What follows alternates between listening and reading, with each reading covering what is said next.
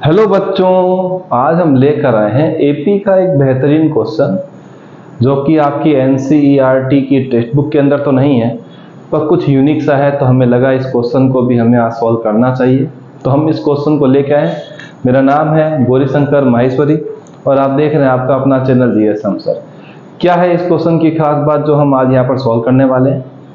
क्योंकि क्वेश्चन में गिवन है कुछ यूनिक टर्म्स और ये कुछ आपको अलग तरीके का दिमाग में सेंसेशन जनरेट कर देगा।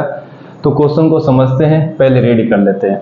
If 5 times the fifth term of an AP is equal to 8 times it 8 term so that it's 13th term is 0। तो क्या है इसको सॉल्यूशन करने का तरीका? सबसे पहले हम सॉल्यूशन पे आते हैं।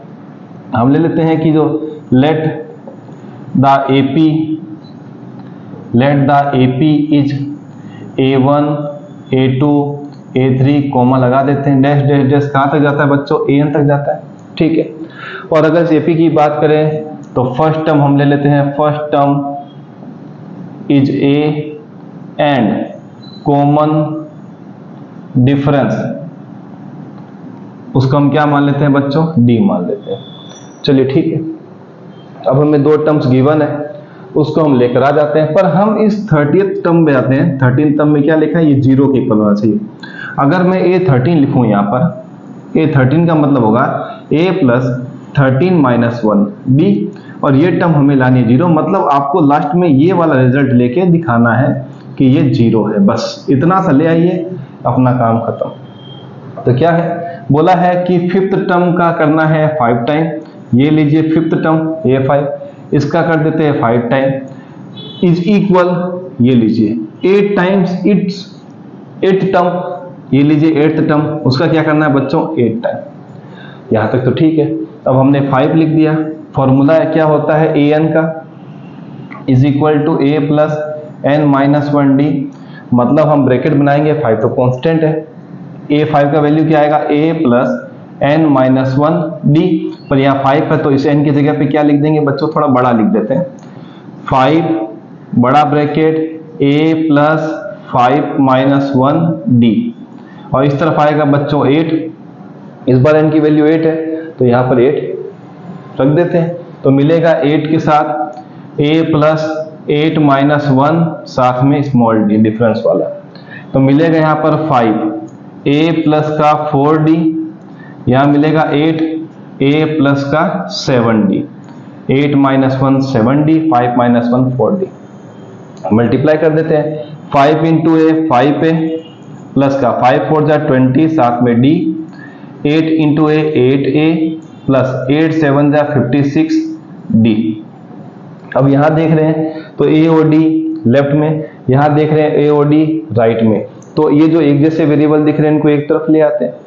तो यहाँ पर मिलेगा 5A प्लस का 20D, ट्रांसफर करेंगे तो माइनस का 8A जो प्लस का था माइनस का, अब प्लस का 56D ट्रांसफर करेंगे तो माइनस का 56D किसके बराबर आ जाएगा बच्चों? 0, क्योंकि सब टर्म एक की तरफ आ गई है। 5 माइनस 8 करेंगे तो माइनस का 3 साथ में 20 माइनस 56 करेंगे तो माइनस का 36D। माइनस तो हमें करना आता है क्योंकि D तो वेरिएबल है तो उनके आगे के कोफिशिएंट ही तो सब्ट्रैक्ट एडिशन होते हैं। तो 8 में से 5 माइनस करेंगे 3, बड़े के आगे माइनस तो माइनस का, 56 माइनस 20 36, बड़े के आगे माइनस तो माइनस का, किसके बराबर आएगा बच्चों? 0 के। चलिए ठीक है, अब हमें यहाँ पर दोनों जगह माइनस दिख रहा है तो माइनस कॉमन, 36 भी 3 के टेबल में आएगा, फैक्टर है, 3 तो खुद का फैक्टर है ही, तो यहाँ 3 भी कॉमन। हमें क्या मिलेगा?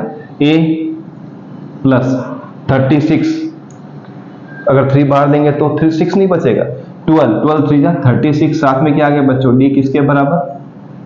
0 के। अब क्या होगा? A प्लस का 12D, 0 के नीचे क्या आ गया? माइनस 3, तो A प्लस का 12D 0 अपॉन माइनस 3, 0 के साथ में कुछ भी रहे, 0 के साथ में कुछ भी रहे मल्टीप्लाई या डिवाइड वो 0 ही बनाता है, इसीलिए 0 से दूरी बना के रखिए। चलिए मिल गया A प्लस का 12D किसके बराबर बच्चों? 0 के।